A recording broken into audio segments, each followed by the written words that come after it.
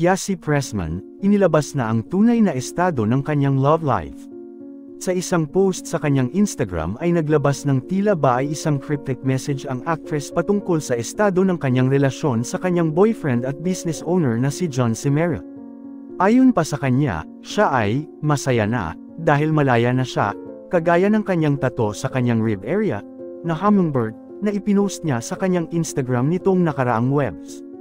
Isa din sa mga clue na nagpahiwatig sa kanilang hiwalayan ay ang pag-unfollow ni John sa kanya sa Instagram. Sinundan naman ito ng latest IG story ng actress na may caption pang, "Not triple, not double, but single."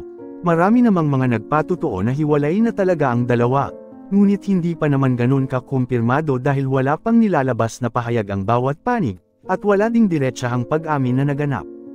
Matatanda ang hindi pa naman ganun katagal mula nang isinapubliko nilang dalawa ang kanilang relasyon. Narito ang ilan sa mga komento ng netizens patungkol sa nasabing hiwalayan. "Okay lang, di ko din naman bet yung guy for her, mukhang mas vain pa kay Yasi. Kung kailan sila lumantad, tsaka nag-break. Di ba may business sila together, paano na yan? Kaya pala may thirst trap photos na si ate girl, laugh out loud."